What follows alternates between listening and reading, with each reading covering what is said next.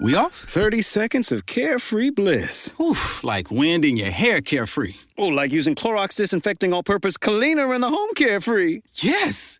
Like dog slobbing on the coffee table and cleaning it with Clorox carefree. He's on a roll now. Spit toothpaste on the faucet. You got it. You got it. Peanut butter on the light switch. Oh, spritz, spritz. Spritz, spritz. Clorox, man. Clean feels good. Okay, we're back. Use as directed.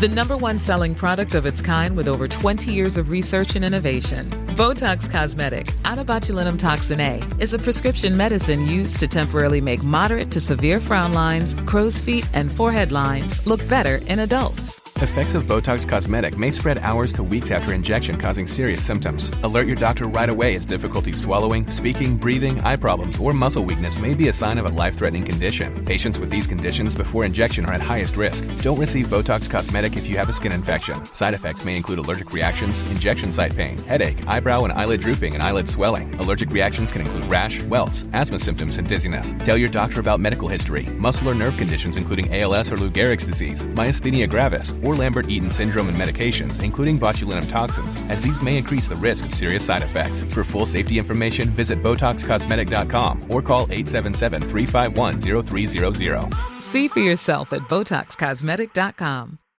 Una producción original de Troop.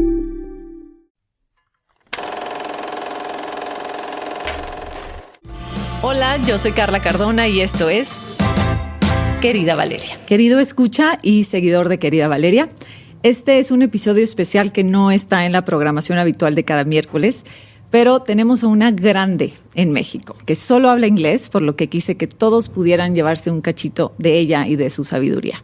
Por lo que quiero avisarte que este episodio es 100% en inglés, incluida mi carta a Valeria, y puedes activar los subtítulos en español en la parte de aquí abajo a tu derecha, eligiendo la opción de tu preferencia.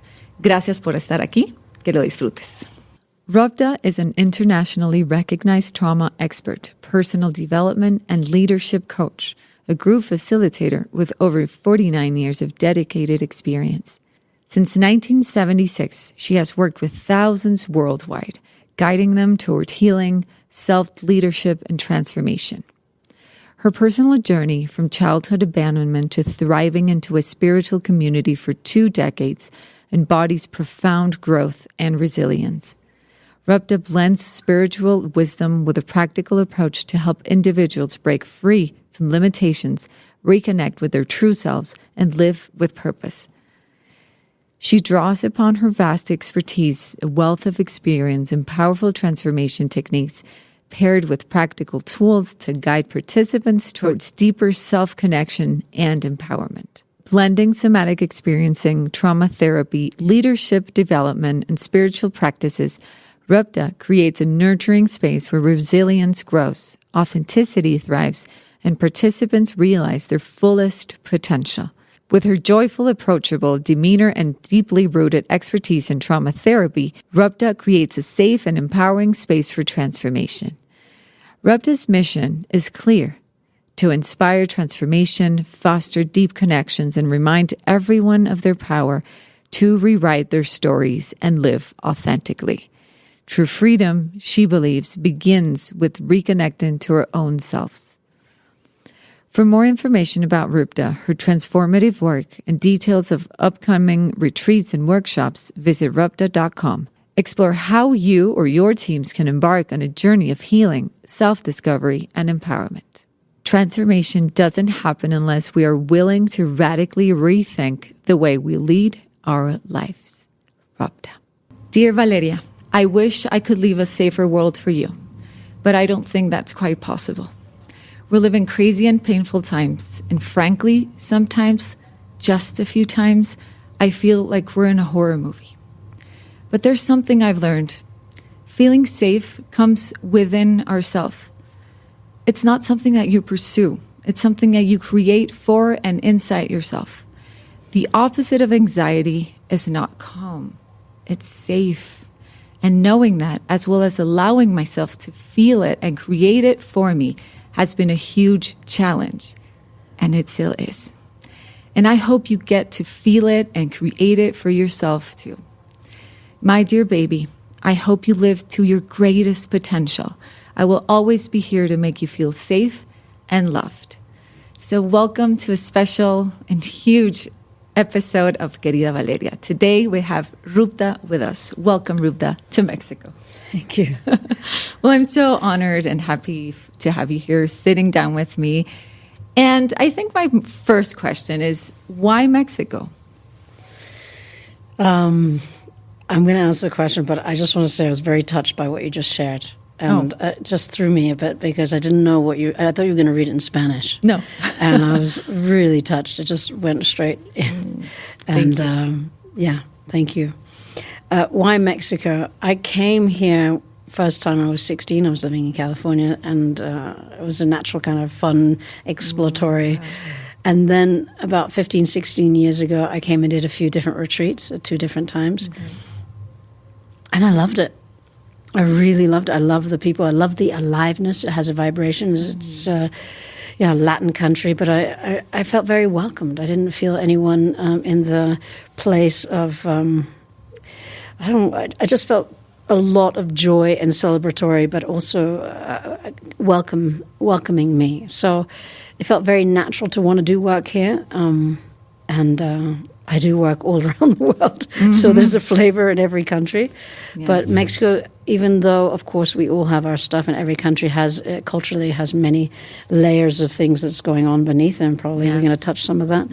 On the first experience was just really an aliveness. It's a passionate country. That's my experience of it. That's really nice. Do they receive you with love and like the sense of welcomeness? Yes. They do. Yeah, I have been very fortunate. I'm the Mediterranean, a mixture of Mediterranean, and I'm ethnic by by looks, and so I also feel I blend in here. And sometimes they speak Spanish to me immediately, and my Spanish is really bad, but I love it. I love that I can just because I live and grow up in Europe, so I don't blend in as much there. Oh well, yeah, that's a plus. Yes, okay. Oh, that's really nice. I know from a really good friend, Dominica Paleta, that really recommended you. I didn't know you before her mentioning you, and I dived into your work, and it's really impressive. And as I said at the beginning, I was telling people that a big person comes to Mexico, and I wanted to share all of your wisdom and just a little piece of you to them. And before we dive in this conversation that I don't know, I think it's going to be really meaningful for everybody. I would like for the people who do not know you to get to know you a little bit better. So if you could share a little bit of your story, especially that beginning of your life. And I know childhood was a little bit treacherous for you, but got you where you are right now. So I would love to listen to it. Yes. I was born in the late 60s, and to a mother who was in her teens, and she was homeless actually for 4 years, and then she ended up having a pregnancy. It wasn't really by choice; it happened, and what she did in sort of survive in this is she decided to go to London, and I don't know if that was a good decision or not. It's where she went, and what ended up happening though is she. Because I was born in the 60s, it was the movement of, the sort of revolution of, the hippies and, and who am I and the deeper questions. And there was a big movement happening of liberation and emancipation. And there was a lot of people wanting to do a lot of self-discovery work, which was beautiful. But she was on the periphery of that. And sadly, in the first 7 years of that, of my time in the UK, I saw things that I probably should never have seen, mainly abuse toward her, but also towards me. And I think what happened by the time I was 5, it was escalated so badly of what happened to me and what I saw. Physical abuse, emotional abuse, mental abuse, all sorts of things. And I think what happened is she decided then to take me to boarding school. And when I went to boarding school, I was 5, and that I remember. I don't remember so much of the early on abuse of of those things that happened. And was she a single mom? She was a single mom, but she had married a very successful man who, with that success came power, and with that power came the kind of a blind spot, because when power is not held with integrity, it becomes a misuse of power. And in my mother's position, he definitely dominated that, and he was very alpha. And I believe when a woman has a child, her instincts and her survival needs are primary to keep that child alive. So I know that she probably took on more than she could handle, but more than anything, she was aware that her child was in danger. So when she took me to that boarding school, I didn't register that it wasn't something I had done wrong. That's what happened to me in that moment. Of course, when I saw her driving away, that was the messaging. I made it. I'm damaged good. I made a mistake. I'm fucked up. Whatever it was. So, do you remember that specific moment? I remember that moment. That was a heavy trauma. I remember moments before that I don't know if you want me to say to your listeners, because they're really heavy. No, it's good for us. It's heavy stuff, violence, with knives and, hanging bodies over a balcony and all sorts of things I should never have seen. And violence at a level that I don't think I've ever really spoken about that I saw. And things that when I think were very unconscious of what happened to me, what was then done towards me, which was also violence. I can't speak more to what happened because I have many moments of blackouts that I don't remember, and that's trauma for you, and that's why I ended up becoming a trauma therapist. But what I can say is that in that moment, there were moments that I saw that were horrific that I shut down. Yes. So basically, in the first 7 years of my life, I didn't talk, and that's shock. And that's extreme trauma. Yes. But my mom just always used to say, "Oh, you were such an easy kid because you didn't cry." I didn't cry. I was given away when I was born because my mom was a teenage mom. Okay. So from the moment I was born, I was put up for adoption for 9 months, but nobody took me. Okay. So to my fortune, because my mom then came back to claim me, and already that's if you go into kind of prenatal trauma. A mother carrying a child, homeless, looking for food on streets and alleyways. Mm-hmm. Already her regulatory system, her nervous system is, out of balance. Yes.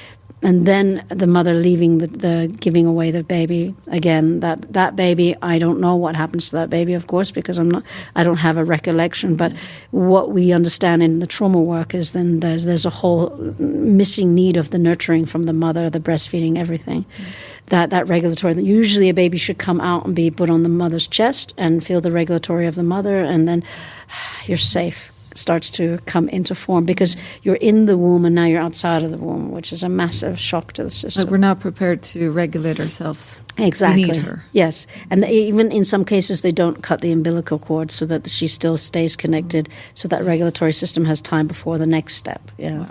So it's really beautiful now. They're more conscientious about it. And then after that 9 months when my mom brought me in and let's say got me back.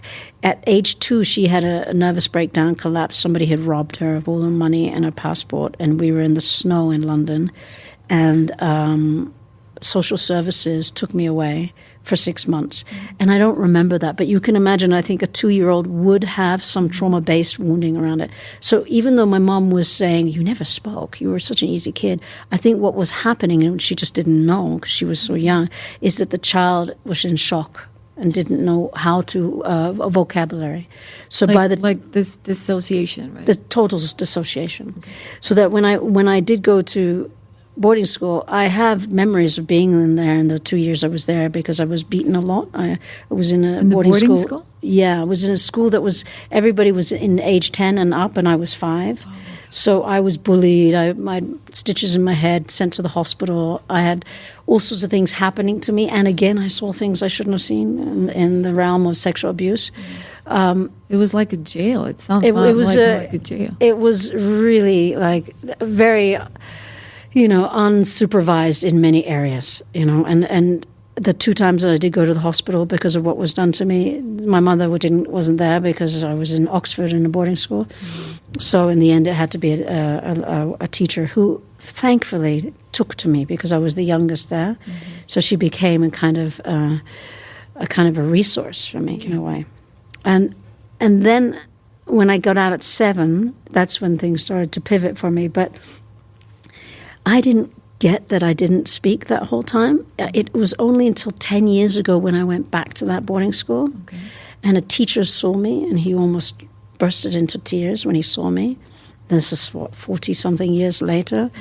And I went with my best friend, and I said, can I see the file that you have on me? Because he has a file on everyone. Mm-hmm. And he said, I don't think I can show it to you right now. I'd rather sit down, you make a time with me, and we go over it. Okay. Because he said it was really strong. Okay. And I said, oh, okay. And then my friend started crying, so now these 2 people are crying. And I'm like, well, can you give me an idea? And he goes, well, you didn't talk. You just didn't talk. You were completely shut down. Like mute? Mute, completely mute. And they knew things are happening to me because, they were dealing with me pragmatically as well. But I think there was something in me that switched that part off. Mm. So much so that I disassociated. Yeah, absolutely. And then I needed him to tell me that was what was going on. And then I went, oh, right, my mom used to say that I didn't talk. I just... Yeah, yes. The only thing I had was a good thing for her. Yeah, it was great for her, but she also didn't have the awareness. Yeah, if she did, she would have went, oh my gosh, something's going on here. We need to do some sort of early onset therapy and see how to deal with this. Yes. So for her, she thought it was good because it was back then children were seen but not heard. Yeah, yes. You're just And it was some maybe convenient. And like the fear adults. of her seeing what I was, her yes. She was probably holding so much and didn't even know how to hold it. Yeah. Absolutely. So in that regard, that was but then something magical happened because it was the 70s. Mm-hmm. And the Bob Marley and the Bob Dylan and all this beautiful, music was on the radio, the Beatles, everything was talking about, a certain level of freedom and consciousness and awareness. And the Beatles were going to India, Maharishi and sitting there and talking about oneness and, there's love for all and, people were putting flowers in each other's hairs and, and even if you laugh at the hippies today, they had their time and place in kind of reflecting in how we were developing as human beings, in how we sort of intersect and interrelate with each other. Yeah. Very important, especially around consciousness and meditation. Okay. And this is what then took my mother. In London, there were a lot of Hare Krishna temples popping up, Hare Krishna food. My mom was a vegetarian. We were hanging out with all this kind of, like-minded people, and it was amazing. And so it naturally kind of made her aware of this Tibetan monastery in Scotland, which exists today, Semiling. And when she brought me there, that was the sort of the big kind of pivotal moment for me. Okay. For a child who wasn't talking, wow, it was amazing. For how long were you like nonverbal? Well, when I came back, already I think it was already starting to be seen that something was going on. Mm-hmm. But I was really amazing at adapting. Okay. So something in me knew, because the streets of London was not so safe, and sometimes in some moments, in some places I went to school. And I was amazing at sort of a survival because I had survived basically. Yeah. First 9 months, 6 months again, and 2 years. I had already, who can I count on at this point, Yeah.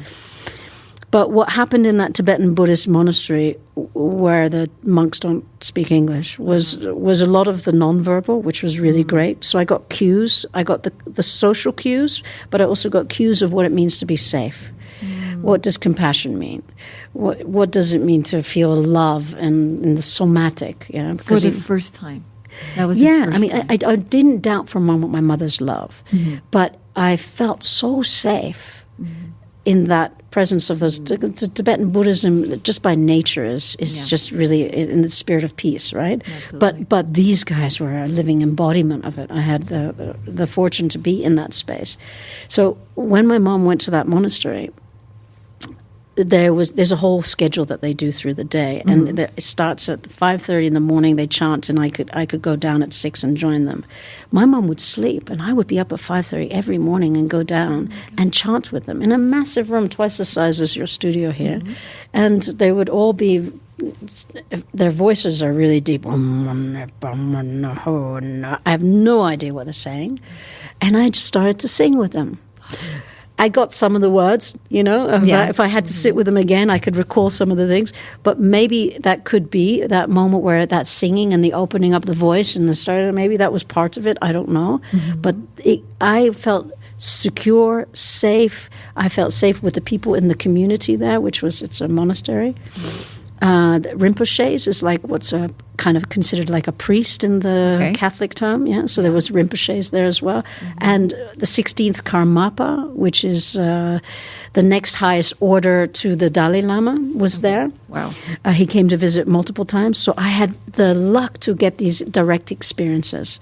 And I believe that gave me a certain level, that security started to give me a certain level of confidence. But also what happened, and this is I think the most important thing that happened is something just went in that safety as a voice almost stepped in and started guiding me from that moment on. I was guided. It's almost like it was the spiritual path. I felt like from this moment on, everything is going to be okay. And from that moment on, I did experience traumas, don't get me wrong, but I was guided from that moment on. It's like I was held in something. Yeah. I felt connected to something. It's hard for me to describe, but it's not only for one singular, obviously. It's just that I was able to lean into something. Yeah. And the meditation every morning, and I don't know what, maybe it awoken something, I plugged into something, I don't know. But from that moment on, I felt the dialogue started to open up inside of me. Oh, Rupda, this is amazing. Thank you for sharing. Thank you. Oh, my God.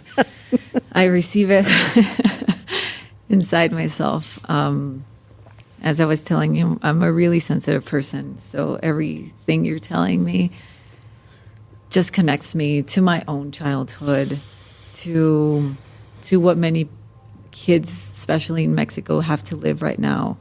We're so used to violence, and we don't have the enough conscience that is really traumatic for families, like for all society. I think we're asking ourselves the wrong questions very often, and I would so much love to change that. This is my little piece of like how we say in Mexico, mi granito de arena is just a little tiny speck of sand that I'm putting into the world because something has to change, especially talking about safety and trauma. So thank you for sharing. That's really important to me.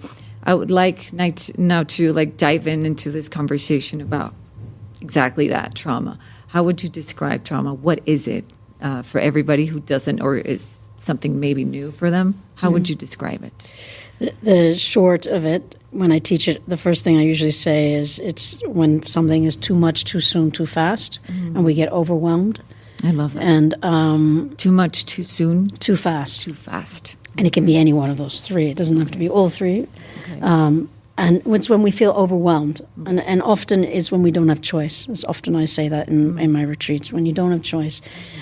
And I wasn't prepared. And, all of a sudden it came out of nowhere. Now, it's not always like that. I mean, most people affiliate trauma with a bus accident. Or, when trauma can be something that can happen over time, in very subtle ways, that things are being taken away from you or being done to you, or behaviors around you, or things that you see, and, nonverbals, slight, movements and actions by people towards you, which you allow because certain beliefs or cultural understandings or, taboos of whatever. And then you allow this sort of boundary between me and the other of how we accept things. And really subtle. Right? Subtle. It can be very subtle. Of course, it can also be strong. Yeah. But in other ways, trauma can happen. And when I work with individuals, especially, I told you I work in different countries. Yeah. So UK, for example, is classic in the when I ask them how they're doing and I start to do the deep inner work, and their response is, oh, I feel quite nice. Yeah, I know that that's a sort of top level response, right? Yes, there's so much going on in there, right? Absolutely.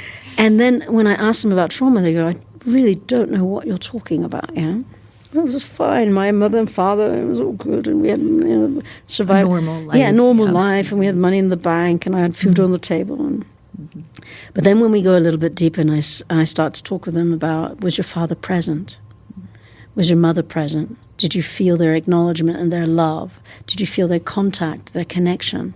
Did you feel them appreciating you, giving you recognition? Did you feel them holding you, when you were having a sort of an emotional release as a little kid? Did you feel the bonding, the deeper connection? Did you have the time and space to have the, conversations with them? Especially in teens when the hormones are kicking in and you don't understand me. Did you feel them take time out and be with you? Presence. Huh? I have no idea what you're talking about. And this starts to build up in certain kind of beliefs in that individual growing up. If I don't get this big achievement in my life of some sort, then I won't get my father's recognition or my mother's love. Yeah. If I don't, become X, Y, Z or do X, Y, Z, please, or do whatever, allow things to happen or whatever, then I will not be of value. Then I don't matter. And that then sort of sets in a whole sort of negative self-belief of I'm not enough implicit in who I am. So that belief of I'm not enough can be derived from trauma. Okay, absolutely, because the trauma is things that also are taken away from you or not given to you. Neglect is a typical one, right? Okay. Where we show love to a certain degree or we show a certain level of, but I also want to say parents didn't also get it themselves because they didn't understand. And then their generation, so it's generational trauma, right? Yes. So it goes on and on and on until somebody breaks that cycle and says, hey, I see you. And when the child cries, like, hey, come here, I got you. Everything's going to be okay, you're safe. And giving them the languaging to understand it. And then more and more so as they grow up, because children will start to push back and resist and rebel, to keep staying present. I'm here, I'm with you. I'm not going anywhere. Because it gives them the understanding that I matter. So we're dealing with really old woundings. So yes, trauma shows up in that. And then we start to talk about it from the gender-related. Boys have it for not being able to cry and show their feelings. And I really feel for men in that. Because then they start to isolate their feelings. And when a boy becomes a man, to be able to show his feelings, maybe he can do it with his wife. Maybe with the mother. Maybe he can have contact with the wife, maybe with the mother, but generally he has to compartmentalize a lot of things. And they even make sarcastic jokes about it. Men, toughen up, man up, shut it down. So that's a trauma. That's also a trauma. It's not okay to be me. I have to split off from the natural self and emulate a false self in order to get love and approval. That's a disconnect from the sort of authentic way of being. Okay. And that creates all sorts of beliefs in how I need to function in the world, to the point where it will dictate where you're going to work in your life. Yes. And I know a very successful woman in Europe. She's still proving to her father her success, and she's a big celebrity, and her father's been dead for 20 years, and she still has the mechanism running in her. Wow. Of course, I've been coaching her and helping her and supporting her to break that cycle, but it's a trauma response. If I do this and I get love, then I'm good enough, then I'm okay. Then, it's like we're breaking something very old. So trauma isn't necessarily a physical thing done to you. It can be a psychological thing, emotional thing. Okay. It can be something that was taken away or overpowered, Someone crossed your boundaries. Mm-hmm. And if you got to experience trauma in the really strong one-time way, do you think that professional help could reverse it a little bit? Like getting the necessary help just right before, I don't know, maybe something happened, you saw something, you heard something, and maybe 2 months later you got some help. That is, I don't know, a correct way of maybe treating this? Yeah, I definitely would highly recommend. If it's 2 weeks, 2 months, 2 years, or even 2 decades. Yeah. If people can come back and be willing to revisit, it doesn't necessarily mean you have to go into the sort of, the whole of the trauma where you go into the whole activation and oh my God. Yeah. But if with the right kind of support, there are people who work with, that's what I do, for example, as a trauma therapist. With that, you can help the person discharge some of that anxiety that they carry. And because, by the way, if they have seen something, let's say they saw something, so it's a secondary trauma. Yeah. Just to warn your listeners, I'm going to say something traumatic. Yeah. Thank you. Maybe they saw their parent get sexually abused. Yeah, their mother raped. Yeah. And they're a powerless child, and they don't know what to do with it. Yeah, that can then, if they don't know how to be with it and how to repair it, and of course, if the mother doesn't know how to work with the trauma, that then can be held in that child's, nervous system, of course. Yeah. But what then it does is it creates all sorts of distortion around intimacy. And then on top of that, when it comes time to being in an intimate relationship and having intimacy during intercourse, her ability to fully relax may not be there. Even her ability to be present might not be there because of a secondary trauma. Okay. But you can now imagine that was a primary trauma first, yeah? That would be a whole nother level. And then you have a tertiary trauma of someone who heard about something. Yeah, who wasn't even that happened to your cousin. Oh my God, what if it happens to me? Whatever. And then it can infiltrate aspects of our natural way of being. And intimacy is a big one. Okay. Our ability to relax during intimacy, if we can't, that says usually something. Because if we can't be there, where are we going to be? Absolutely. We can't be intimate. And also another one is with nature. But nature is a resource, so it naturally gives us the calmness. Yeah, calmness. But intimacy is really opening up. Yeah. That's what intimacy says. Intimacy says I really allow someone to receive someone energetically, emotionally, not just physically, right? So I point to that, and Okay. Repair can be done. I'm sorry to say the word, I'm in the business of repair. So I'm a firm believer in seeing people transform some of the most, darkest, shameful places that they've carried. And I'm also a testament to it. Huh? Yeah, I can't imagine that. Yes. And what would you say that happens to our body? Like you sharing your story about your childhood being nonverbal. What are other ways that people may disconnect or disassociate? What happens to their body? Maybe it comes in a form of sickness, or what can happen derived from that trauma? Yeah, for sure. I can name a few things, and I want to just say to the listeners, be very mindful if you're hypochondriac in any way not to take this on. Doesn't necessarily mean it's going to happen to you. Yes. But if you are someone listening and that is having a kind of a somatic kind of sort of a negative experience in your body where you feel like it's out of balance, then that's definitely something maybe worth listening to. So the body, I often say in my retreats, the body never lies. It can't lie, right? So it's always in the now as well. It's always letting us know what's going on right now. This is why sometimes when I'm working with someone, I ask them, can I come close to you? And I get their permission first. I get their yes. And then I hold their hand, and I'm looking for the temperature of their hand to see if they're in shock. Because the body won't lie to me. I can watch their breathing. I can watch your eye movements. I can watch your hand and feet movements. I can already attune, because it's what I do. Yes. To if you're present, if you're able to be here right now. For some people, even to be present is not easy. So, like to stay still, maybe. Yeah. You can't stay still. Yeah, right? Yeah. That restlessness is an indicator, for example. That's your kind of top level indicator if you have a restlessness in the body.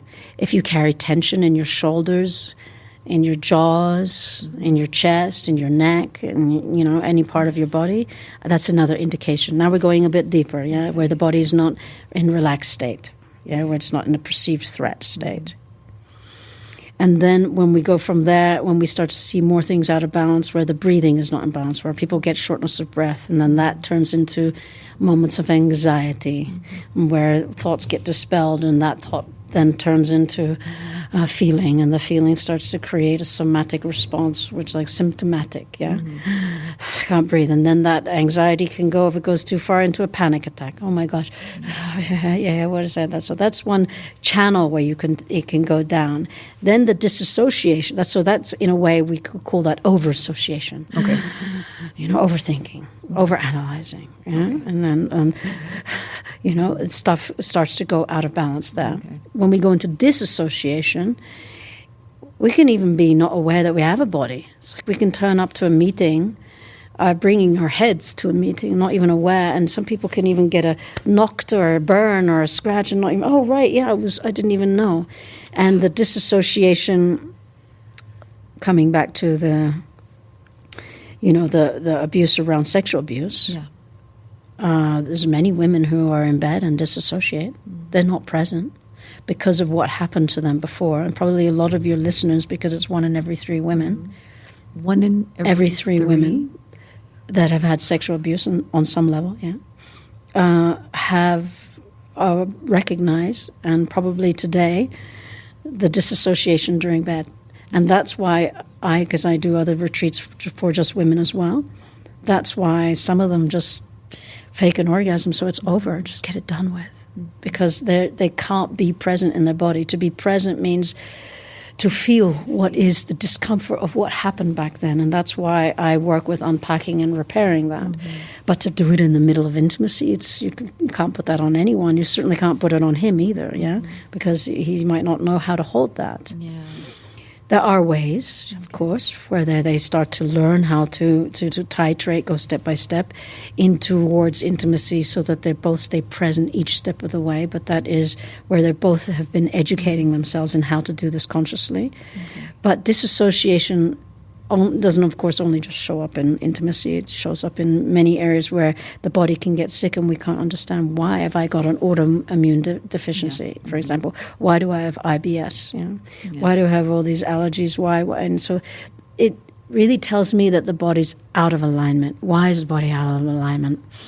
This is where I want a real kind of underscore of awareness, what I say. It can be many different things. And I'm even aware that no one person can tell you what it is for you. What I can say is that if you start the journey of healing and self-inquiry and listening to your body almost as if you're having a dialogue with it.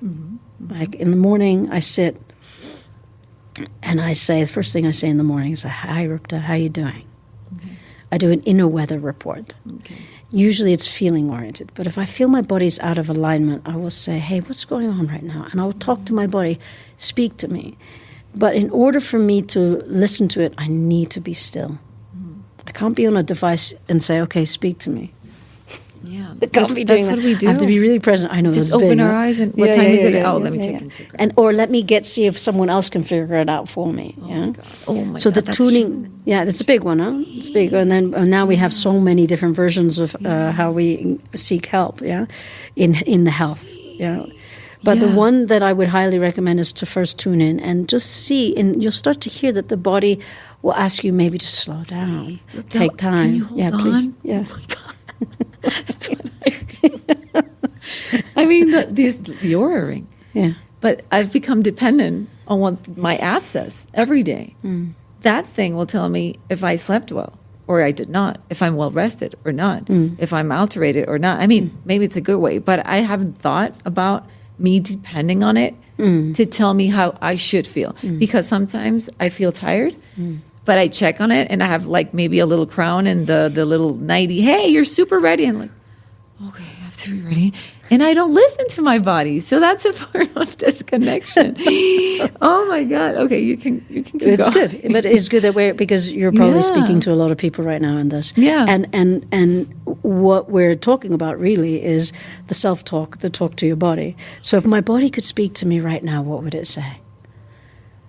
Slow down, take a breath. Like maybe give it a voice? Give it a voice. Okay. Even saying that sentence. If my body could speak to me right now, what would it say? So if you were going to set this up, you wake up, the first thing I do is I slide back up onto my pillow, into a sitting position, take a few breaths, say, hello, Rupda, how are you doing? Okay. Usually there's a smile Or there might be a grumpiness. I have to go to work today. Mine has got a British accent for some reason. and then at some point, I can start the dialogue opening. Hey, what's going on? You feeling something? Oh, there's a little niggle going on here. We're going to talk about feelings because this is a big one. Okay. When what throws us out of alignment. Because when the body's out of alignment, it speaks to something, right? Okay. But the body can also talk to you, and I can say, hey, if you could speak to me right now, what is it you need? Yeah. And I might need to sit for a few minutes. It might be 10 minutes. And then all of a sudden something goes, I just need some rest time, or I need to play, or it just feels too much right now to do X, Y, Z. Something will come in the form of a aha moment. Yes. Okay. I'm not going to give words to it here right now to your listeners because it can be anything. Okay. It can be something as silly as, let's skip coffee today and let's just, breathe deeper because the coffee keeps me in the hyper state, for example. Yeah. I'm just parroting something, yeah? So or let's eat some fruit today and I don't want the usual, or let's take the long way and walk longer to work today. Let's go through the park. You know what I mean? Yeah, Sorry. absolutely. But that's a process, right? Because what I'm seeing right now, especially in social media, and with myself, of course, is that I want to change like this. I want to change my state. That's what I think we're being taught. Like, if you're like drowsy or grumpy, you have to change that. Just be positive. Look yourself into the mirror and just say, you're gorgeous today. And then let's rock the day, and then wake up your children, and then be like super joyful. And you have to be that way. And if there's a day you don't feel that way, then you stop feeling like, I start punishing myself. Mm-hmm. Like, why am I angry? Why am I, instead of listening, instead of stopping? And then what does have to do with me, or what does my body need? I've never thought about the need of our own bodies. If we go back to your original question with trauma and how it shows up in the body, the body will not lie to you. You can really use it as an instrument of how am I doing right now. Okay. If somebody comes into a room and I feel overwhelmed by their presence, because let's say it's a big alpha male and telling me what I have to do and not do, and demanding and commanding, and I'm feeling overwhelmed, but I'm just going into like some kind of pleasing role because I'm meant to talk to this person. Yes. My body has no, contract with this person. It's just going to be honest with me. And if I go, whoa, if I don't slow it down, I go out of balance. I can feel it immediately. There's a breath you just took, so your body intuitively knows. So then my attunement and sharpening my awareness with my body-brain axis connection is that I know what I need to do next time I feel a bit more overwhelmed. Slow it down. Take a moment. I was with this beautiful woman, Deva, that you met yesterday at the veggie market. Uh-huh. There was so many vegetables in front of us. I got overwhelmed because it was, and they're all talking to you. Yeah, ¿qué pasa, señorita guapa? And I was like, whoa, this is amazing. I love that. But then I got this moment of overwhelm, and I just turned to her and I said, I just need to slow this down for a moment because it was too much. Okay. So the more attunement you get, the more you can slow it down. It will still be strong, but the more you learn how to self-regulate your body, slow it down, the more you can learn how to deal with overwhelming situations. But I wouldn't put myself in an overwhelming situation intentionally, But what you are developing is resiliency. Mm-hmm. Now, with my body, because of all the traumas I had, I don't want it to dictate the future of my life. I don't want my traumas to be my future.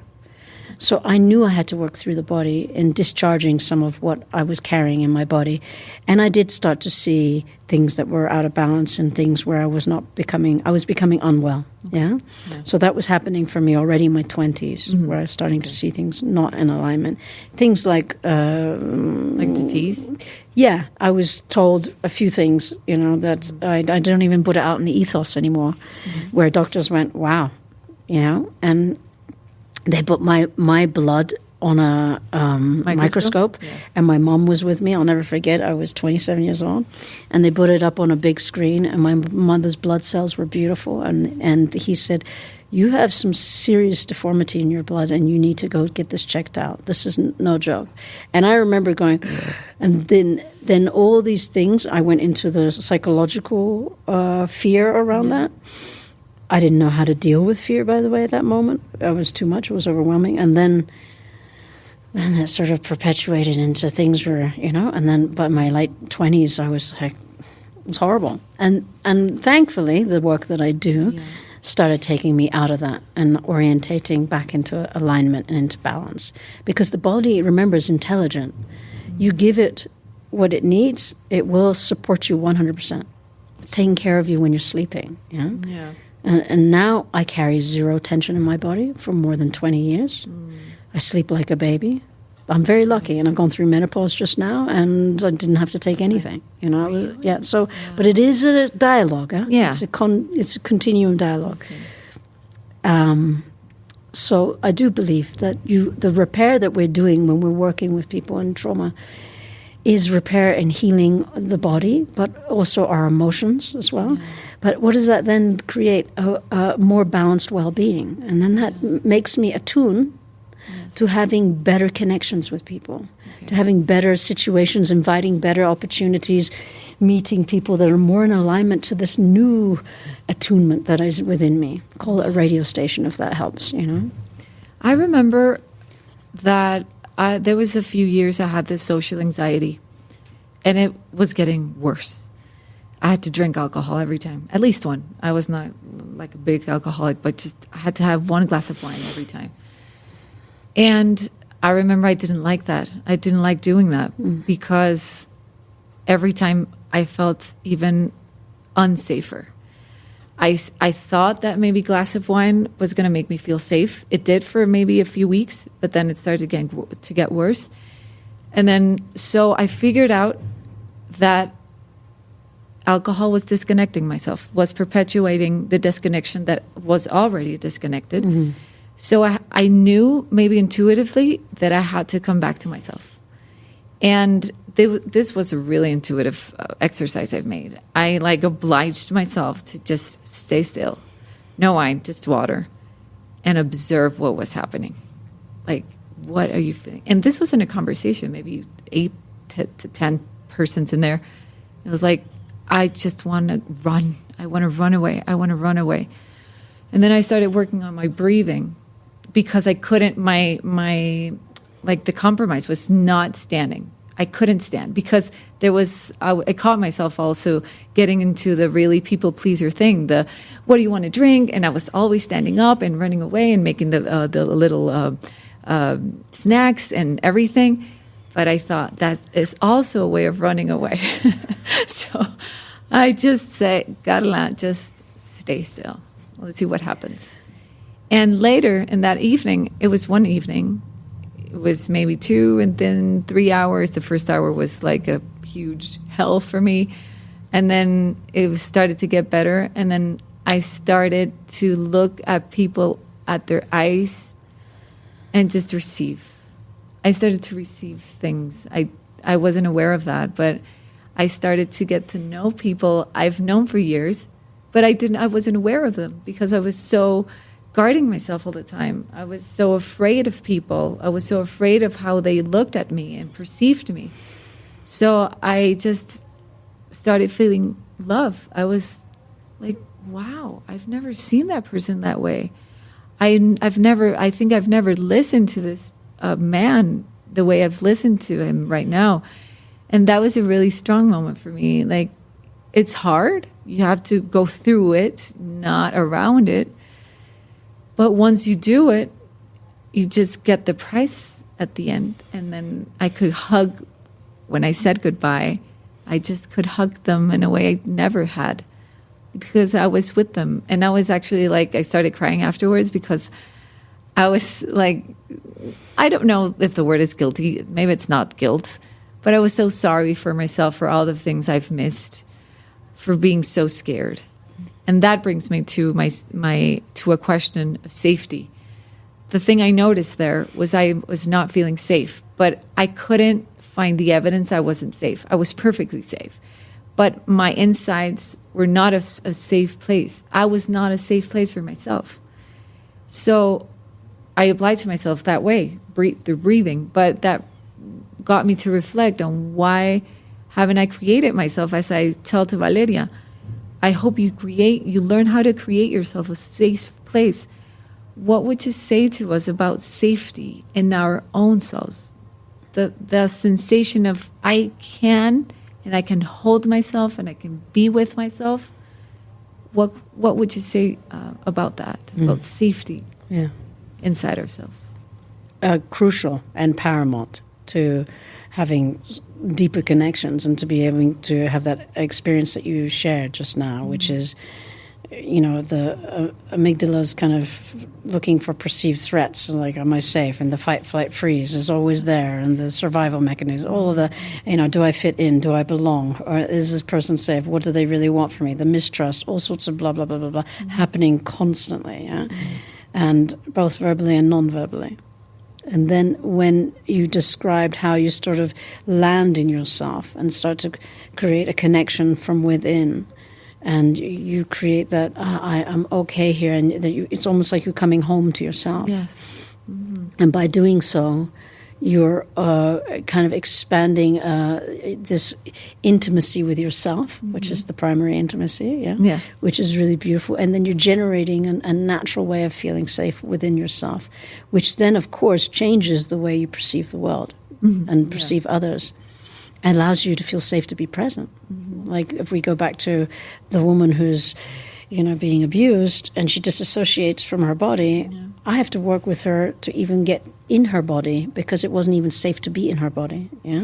So now we're working from that place. Is it safe to be in my body? But there is a repair trail back to coming into the body through different exercises, through different awarenesses and understandings, and being willing to have the difficult kind of reflections and conversations with yourself and or with support, to be able to go to those places that we keep compartmentalized, but then keep us disconnected.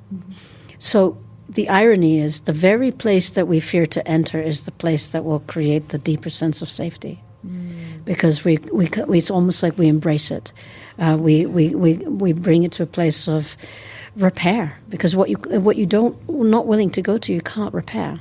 Absolutely. So that is a necessity. So it's absolutely vital to what you're saying. Yes, and that to feel safe is, I feel, is like when I work with CEOs to founders, entrepreneurs, doesn't matter what kind of walk of life these people come from. Everybody has the fundamental need to feel safe. And that shows up in connection with others and intimacy, of course.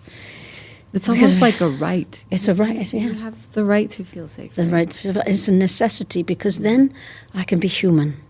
Then I can be myself. Then I'm okay. And then nothing is lacking.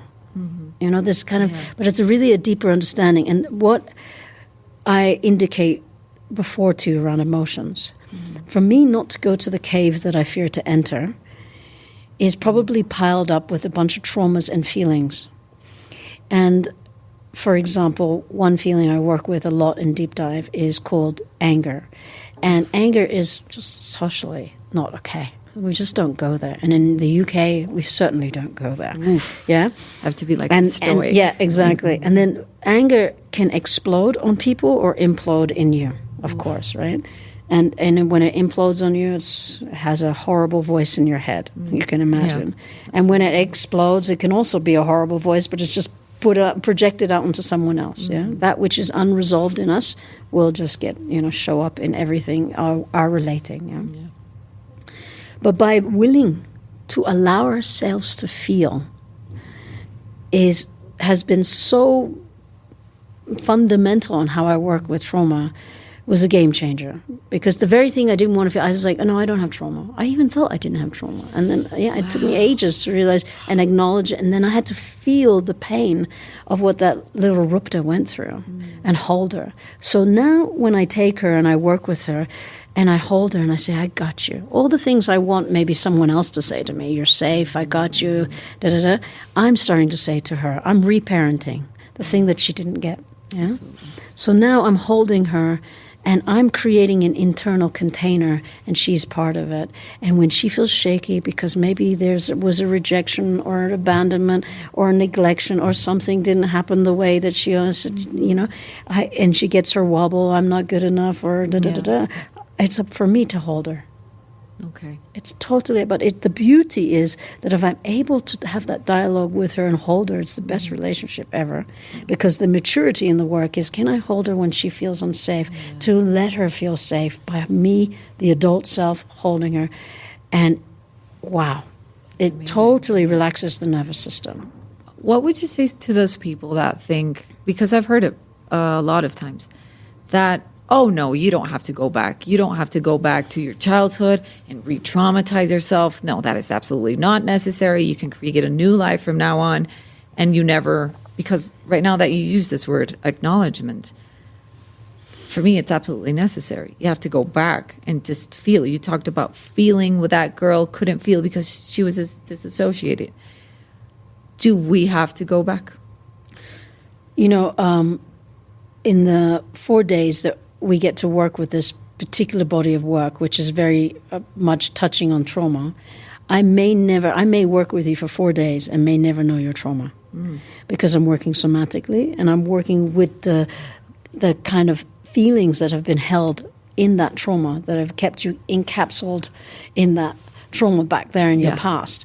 And what we're really doing is releasing some of these things that are holding you captive in a story, curating your future in a way. I can't get the man that really wants it, or I can't get the job that really, I'm never going to be good enough. Here I'm at the table with all my friends, but I don't really belong, whatever the blah, blah is. So I don't even need to go into unpacking the depth of that trauma. Okay. Because the body is always in the now, and I can work with your body right now, I can help you release so much towards repair now and in how you move forward from that. Through that somatic. Through the somatic, but also we talk about feelings. Huh? And there's a release in that too, around the feelings. Yeah. So that when people leave lighter and taller in the, wow, I've been holding, it was like a whole package of self that they felt they had to... It's not mine anymore. And I was bringing into the relationship and I was putting it on him, for example, yeah? Or we can almost laugh at some of the stuff that we were doing to ourselves and finally go, permission to be human, the kind of stuff I was telling myself and doing. So it kind of is, in a way, in the consciousness, it's the rewiring. In the heart space, it's the refeeling, permission to feel all this. And in the body space, it's the reassociation. It's, wow, I have a body and it's invigorating and I'm alive and it feels so good to be alive. Permission to be alive and to be too much. Because that's the messaging. You don't be too much. You're too much. You're too much. Yeah. So all of this starts to waken. But then how you move forward in your life, you can use these aspects of self that were never given to you. They were always there. Okay. Yeah. So it's not like, so we're not actually saying, here, you got something now. We're just helping you come into recognition and remembering and awareness. Aha, there I am. When you look at a 3-4-year-old, they're so fully alive. And we're going back into the energy of the life force of that child again. Yes. I was so wild and free.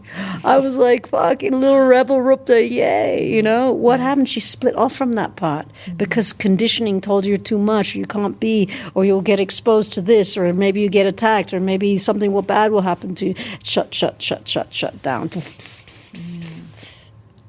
And then the false self starts to emulate. But we feel a deep loneliness or depression, which is massively on the rise because we're not connected to that aliveness. People feel dead inside. The biggest thing I'm hearing from people today is I feel numb. Wow. Or depression. Yes. Yeah. And so that's connected. Yes, I could definitely say to you it's connected to trauma, but I'm really interested in what we do with you in 4 days in awakening this place of you and the belief that you have to go down, down, down, down. This is going to dictate the rest of your life. I'm not even going to entertain that for you. I'm going to show you something that already lives within you. I'm helping you. That's all. And there's a team of us. I'm not doing it alone, of course, right? Okay. And that when they have the self-exploratory of what it means to start to recognize that in themselves, It's bigger than anything, in what we could do in a book, because it's all intellectualized in a book. Absolutely. Yeah? Yeah. This is an embodied experience. Because I think, absolutely, trauma is stored in the body.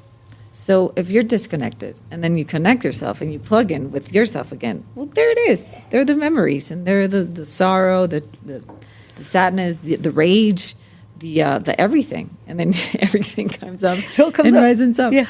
I have one last question. I think maybe it's a long response.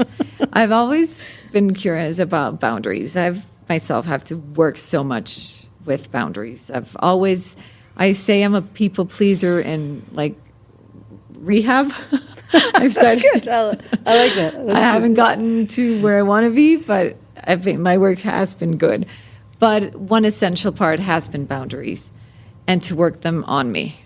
And how do you work, and what's the importance of working on boundaries with people? Yeah. Like to get them to feel them again, to have the right to establish them. That was a hard one for me. I thought I didn't have the right to just say no, Yeah. That's the first thing I would probably do. I mean, I do a whole somatic exercise around it so that people can have an embodied experience of it, so we're not just here. But I deserve to have boundaries. I have a right to have boundaries is a big one, because if you had in your early childhood someone overwhelming you or stepping over your boundaries, the message that gives you, of course, is it's not okay to have boundaries, it's not okay to say no, So then not only women, men too, we just say yes to things we don't really want to say yes to, or we allow things that we don't really want to allow. So our distortion around boundaries becomes a very unhealthy relationship with it. And then, of course, we all want to survive, so we say yes a lot growing up and in career orientation. Mm-hmm. We say a lot more yeses, yes, sure, yes, I'll do that, yes, whatever you need, I'll jump how high, da, da, da. But of course, you abandon parts of yourself in doing so. It's disloyal to yourself. Absolutely. In a way, yeah? Yes. And then, of course, all sorts of resentments come up in that. When you're looking at your relationship with boundaries, the inquiry you can explore is, if I was to say no, am I still worthy of love? If I was to say no, am I still worthy of connection? If I was to say no, am I still worthy of being able to have this position in this job at whatever it is I'm doing, yeah? It doesn't mean you go to your boss and say, hey, fuck you, no, But it's being able to say if the boss is saying 3 nights in a row, stay at work longer, and you've got your child's party, it's like, hey, no, this is too much. And also, of course, during intimacy, to say no, that's really important for all of us, men as well. To honor these boundaries, it's the road of self-respect. And if you don't respect your boundaries, how can other people do it? So to practice the no, you can have fun with it. You can already start to say with friends or kids, hey, for fun, I'm just going to start saying no a lot today. Okay. You can even teach kids this, by the way. I think boundaries should be in schools. I've long said this for years. Totally. So when the child says to you, Mom, can I have some water? Or I don't know how they say it in Espanol, dame agua, por favor. And you say no. What? No, you get the water. And it's just for fun, but it's good that you frame and name this so that they understand. Yeah. If you're going to have fun with it, and if you have a partner, you name that, because then what you're doing is you're practicing the muscle of your boundaries and self-respect. If you already have it, great. But it's so important because, as you know, when we don't say no and we want to say no, we feel we betray ourselves in a way. And it creates an emotional reaction, and it can also create a somatic reaction, especially if we get overwhelmed and we're taking on more than we can handle. And then at the end of the day, the pleaser is not pleased. Never. No. It's the last one that's pleased. Yeah, you're the lowest on the priority. So my question to you is, if you were to prioritize self, where would your boundaries be then? And the negotiation you need to do internally for that is up to you, of course. Yeah. And then if I prioritize self, will I still be loved? And I think that's the thought, the belief that's below everything. Like being enough, being worthy of love. And that has been like a huge work for me. And always before setting a boundary, just asking myself, what are you scared of? Because, of course, I start feeling like nervous and I want to run away, all these physical symptoms. And then I say, what are you afraid of? Always the answer is not being loved. And what I found out was that is saying yes also making you feel loved? No, because I'm not loving myself when I say yes. So what if we are brave and then say no and then see what happens? And always the answer and the experience is me loving myself. So then you care less of somebody loving, but because nothing happens. I mean, who truly loves you, they love you. They're going to love you if you say yes or no. That's just something in your head that's happening. No, but that was a huge present for me, like noticing that nobody's going to stop loving you when you say no. They may get like, what? Like maybe being with the sensation of things being so strange, but then they get used to it. You just have to show them the new way, right? It's very important. You're saying yes to yourself. Yes, that's what I found just out. so important. And sometimes saying yes is exactly what you need to do. And I do think the practicing is important because you get the evidence of I'm still okay, I'm still loved, I haven't lost connection, no one ran away. You might need to do step by step so you get that, so it doesn't overwhelm you. But it's important. So what would you say, like, I don't like the word advice, but what advice could you give people right now that are listening? Just quick exercises maybe to start feeling safe in their own body. You just named what you need, the tuning in the morning. What else would you say? If you're someone who recognizes that feeling of being unsafe in your daily life, whether it shows up in professionally or personally or both, I would highly recommend spending time with self. And I know that meditation is finally becoming mainstream. Years ago when I was talking about it, people were looking at me going, meta what? So now I would ask people, even if you can only do 5, 6, 7 minutes of sitting and silent, I would start to imagine that when you're sitting, make sure you're silent sitting, your phone is off or not in the room, and you have your own space. Even if you have children and they're young, you can do this early in the morning. I know, 5:30 in the morning, I was doing it this morning. That you sit in silence, and what you do is you say hello to yourself, and what you can imagine is that you're sitting in a sphere. A sphere is kind of like a translucent circle, like a big bubble that you're sitting in, big bubble that feels, 3 meters around you. And that's your safe space. Okay. And in there, you give yourself permission to feel all of the yumminess that you want. You can put resources in there, like what I do is the dog that I don't have who's passed away, big resource for me. I imagine he's on my lap. It makes me smile. Okay. It creates relaxation. Anything that starts to bring up the parasympathetic helps us towards safety, right? Great. Relaxation. Yes. And then I might put my grandmother, who's she's no longer alive, but I might put her hands on my shoulder and now I got, and then my favorite song from Van Morrison, and then I don't know, my partner, or whatever, it doesn't matter. Many different things I can add, chocolate, I don't know. I'm having fun there. Huh? But it's kind of stacking resources, and I'm in this bubble, and I then name it, I let myself feel the glory of that moment or the enjoyment of that moment, and I then say, here I am safe. And here I want my body to really have that somatic experience. And then to tune in, what does I feel? I feel everything relax in my shoulders, my jaws relax, my breathing deepens and expands. Wow, my eyes and my hands are rest. There's no restlessness in me. I feel a sense of expansion in my heart area. I feel a little bit of joy and awareness and presence. I feel some vitality in me. Ooh, I feel good. But that's me tuning into self. It's not outer-oriented, it's inner-oriented. Yeah? And that then will create the somatic anchoring of what safe registers in the body. Now I got something, and I can go out there and some guy and then cut me off on the road or some chaotic moment or some perceived threat. And I know that is there. I know that I can slow it down. It's overwhelming in the market. I just need a moment because I can catch these things. I know the edge. I know the boundary, right? Okay. So that's really a beautiful exercise you can do on a daily basis.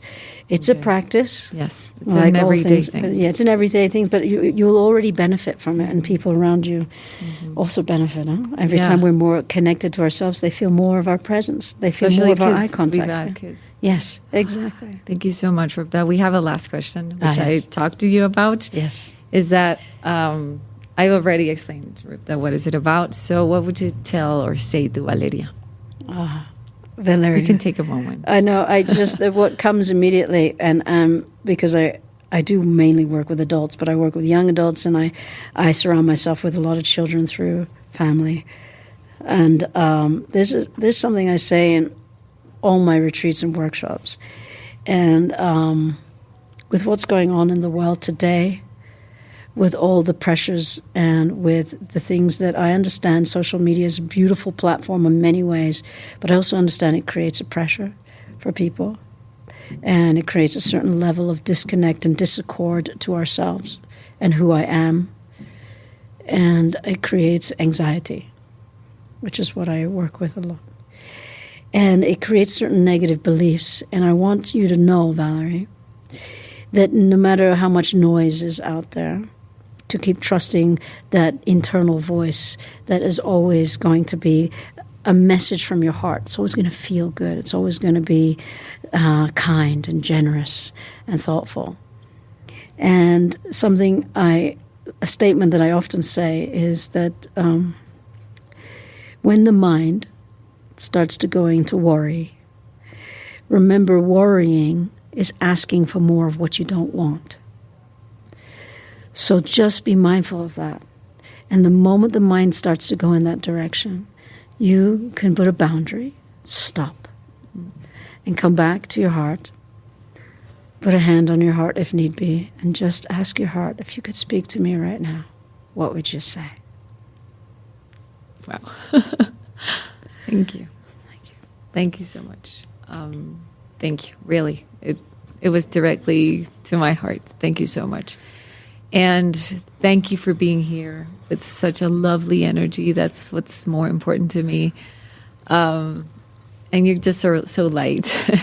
You make this sound like not that serious, and it's actually almost like fun. And thank you so much for that. I just say it's an honor to be with you, and I'm learning how to bring this work more out to people, because I've been in my little world for a long time. Mm-hmm. And one of the things that my team members said is, Rupda, you bring humor into places around trauma that people never thought was possible, because you bring such a lightness, and humor is so important because it's a resource. You know? Totally. So I'm really glad to hear that coming back from you, and that it landed for you, because even though the intensity of trauma can keep us entrapped, the lightness of being is so important. Playfulness is important. You know, lightness is important. And you warned me you were going to swear so much. You didn't even swear. Yeah, I didn't. I was waiting for the bad word, but it never came. So maybe this is a safe place. Yeah. Thank you. Muchas gracias a los que escucharon y llegaron hasta acá. Me siento muy orgullosa y contenta de poderles traer a estas personas tan increíbles y grandes como Rupda. Son personas que han sumado mucho a mi vida. Es una persona nueva para mí y que me emociona haberla conocido. Gracias, de verdad y de todo corazón, muchas gracias. Compartan si creen que esto le puede servir a alguien, a quien quieren, a quien sienten que le puede potenciar su vida de alguna manera. Y bueno, suscríbanse al canal de YouTube, denle follow en Spotify y no se pierdan el siguiente episodio. Nos vemos la próxima. Una producción original de Troop.